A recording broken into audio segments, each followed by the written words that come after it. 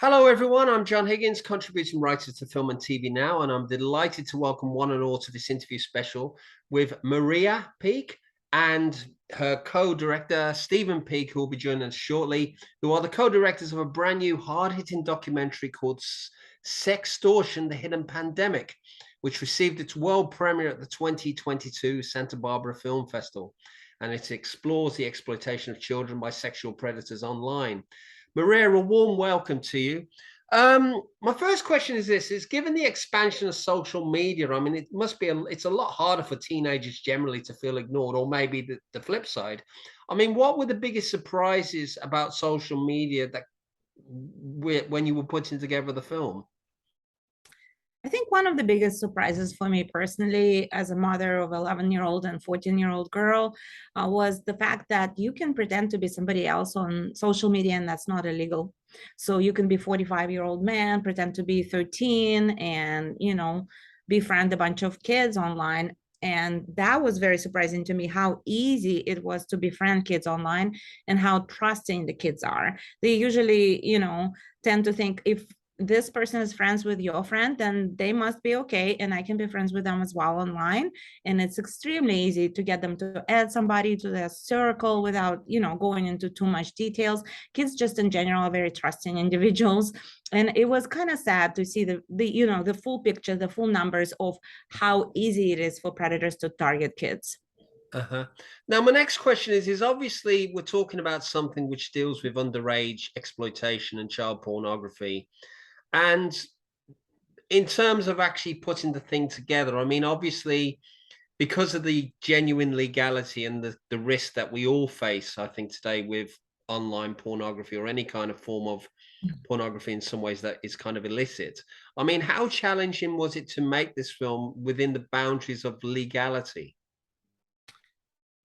The case was fully disclosed to us, so I wouldn't say legality was challenging. I would say that what was challenging is keeping the essence of the case in the film without the gore. So, 98% of the case ended up on the cutting floor just because it was inappropriate. We wanted to make the film appropriate for children 10 and up to see with their parents, and that was the intention. We definitely wanted to create a true crime documentary that keeps you on the edge of your seat because the case is so crazy and fantastical. Unfortunately, it's not an exception, it's the rule of how the case happens and how many victims it has. Each case in investigations usually has hundreds of victims, and only one would come forward and talk about it. So it wasn't legality wasn't hard. What was hard is definitely keeping the essence of the case without all the profanity and stuff involved around the government documents, and cleaning it up enough to keep it interesting, but cleaning it up enough so that it's appropriate for teenagers and preteens to see. Yeah, I mean, that was one of the things I noticed is that it's very responsible. We have a lot of talking heads talking about the context and the background about how you managed to track down the person who was perpetrating the blackmail towards the victims. I mean, in terms of how long did it take you to make?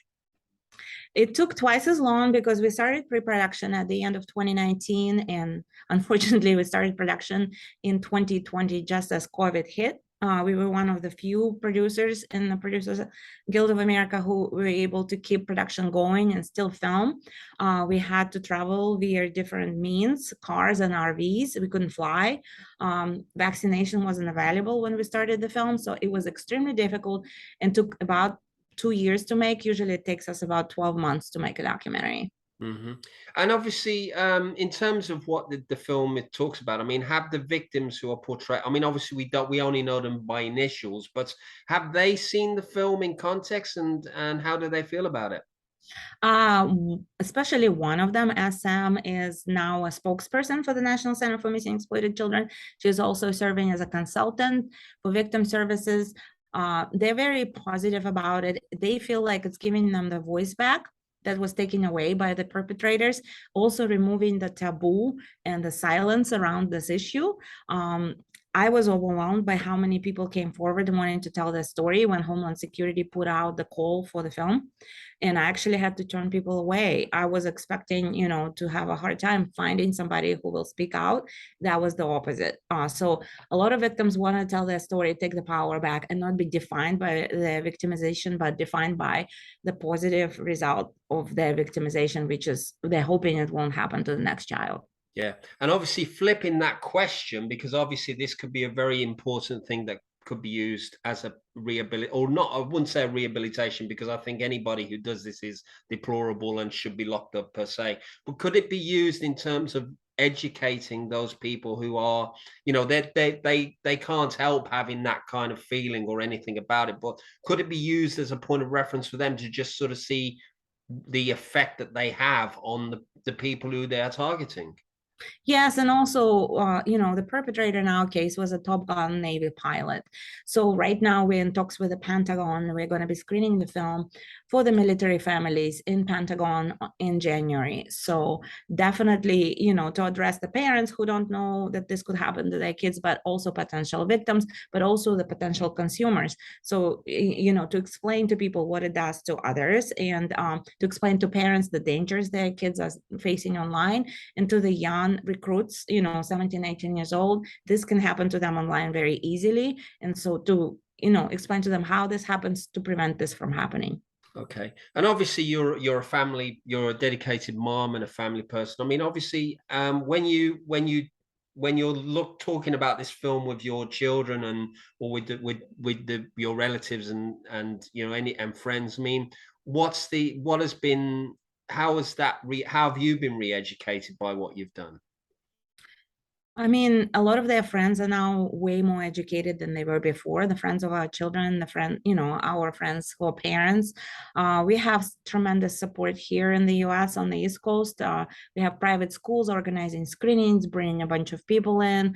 We're actually designing curriculum right now. We already designed the first 3 video modules. We're designing a nationwide curriculum. We're going to pilot it on the East Coast, close to Washington, D.C., and then going to try to take it nationwide for middle schools and high schools for the kids to be educated. My kids participated in the making of this film. Some of the voices are their voices. They believe in this cause very strongly, and they actually they don't want to be victims, and they don't want their friends specifically to be victims. So they're very passionate about this as well. Okay, and so obviously in terms of, I mean, the FBI and the police, I mean, Homeland Security, you had law people and stuff. I mean, in terms of working with them, and I mean, in terms of, obviously they must have seen the film before. Have they seen the film? And I mean, what are they going to do? What action are they going to take in terms of promoting it within their own, within the, within the law of the United States and possibly internationally? They've been very supportive as well. A lot of police departments requested community screenings. We've done over 20 of them. We have over 2,000 requests, or 200 requests, excuse me. I'm really tired. We're definitely overwhelmed by how many people want to screen this film for their police department, for their, Internet Crimes Against Children chapter, which involves HSI agents as well as police officers. HSI has been wonderful in promoting the film, definitely seen the film, and they've been an integral part and a partner in making this film. They're very passionate about it. They're designing a blue campaign that's going to schools, and they're revising it right now to help address the specific issue, the issue of sextortion.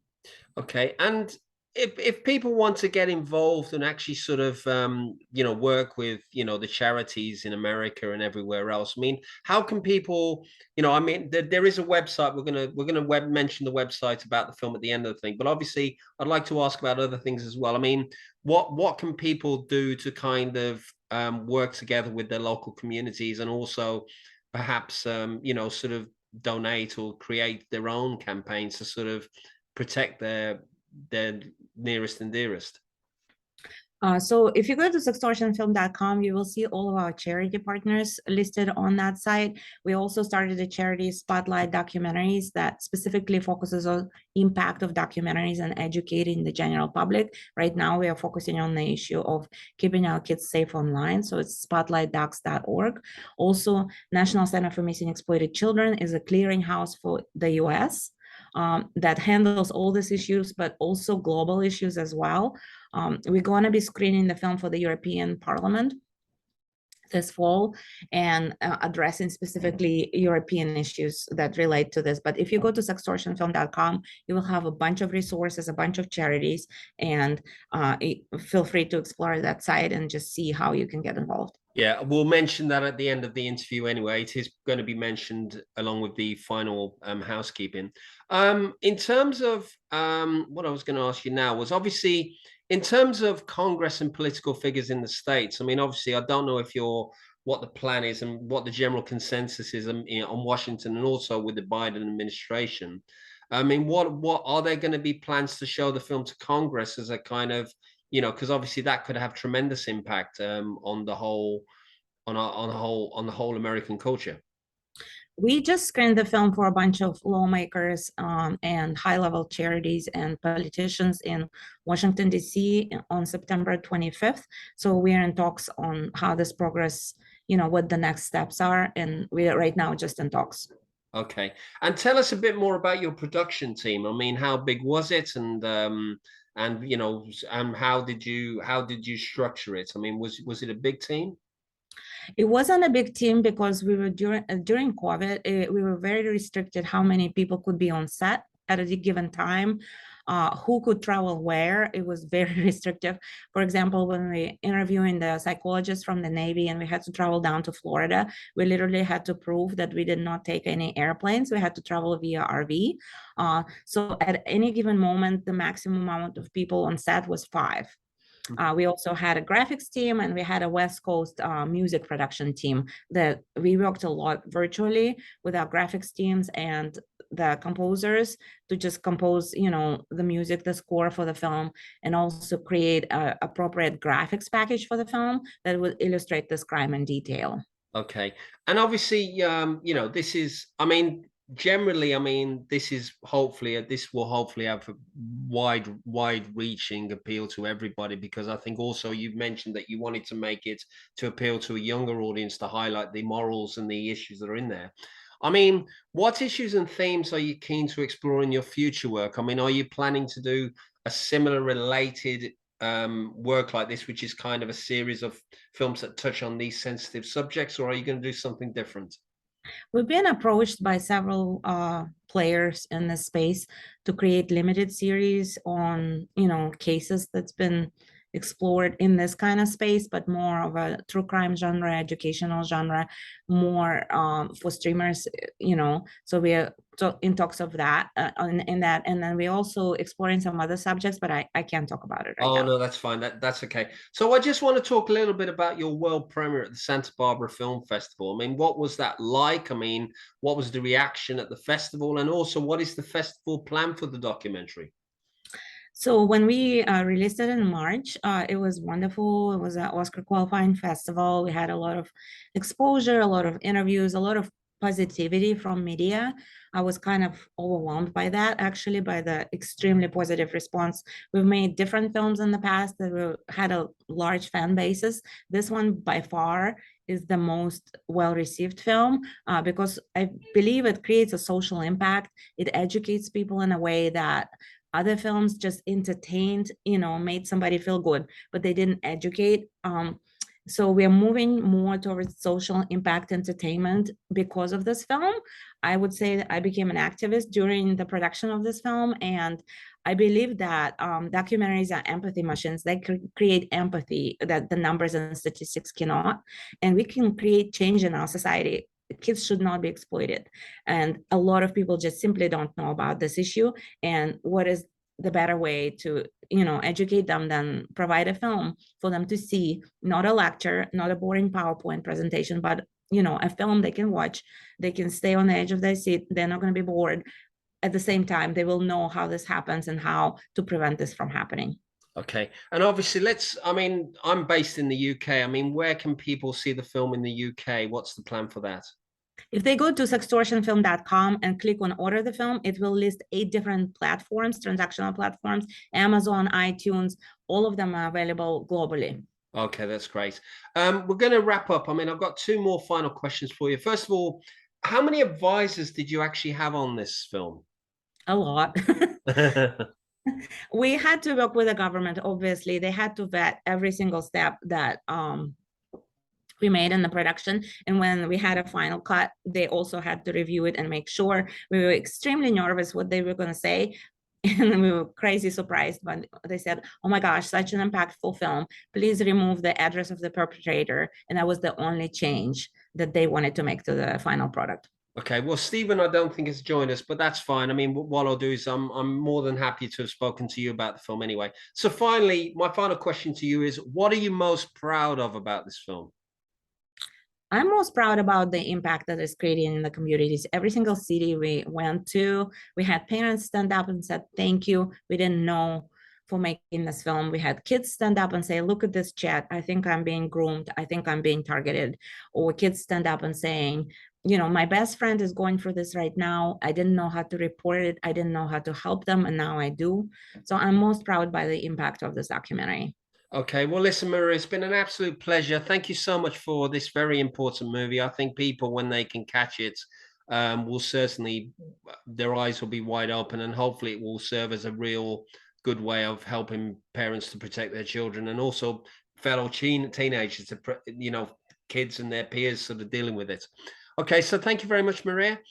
So just wrapping up, Sextortion, the Hidden Pandemic. Just for information, it's been traveling with an expert panel to educate parents and teens ahead of its, which was ahead of its global TVOD and digital release on October the 4th, 2022. As Maria mentioned, it's on 8 or 9 platforms online, so please click on the link, which you can find at www.sextortionfilm.com. Finally, from me, you can watch a replay of this interview on my official YouTube channel, Joe Higgins Film Review. And for more interviews, articles, and reviews in which we champion independent films like Sextortion, you can go to www.filmandtvnow.com. I'm also proud to announce my new film resource website, What Movie, which you can look at, which is just launched. We're sort of developing it at the moment, and that's www.whatmovie.co.uk. So thank you again, Maria. And please send my best to Stephen as well. And thank you as well for all he's done. And thank you all again for watching. Thank you so much, John.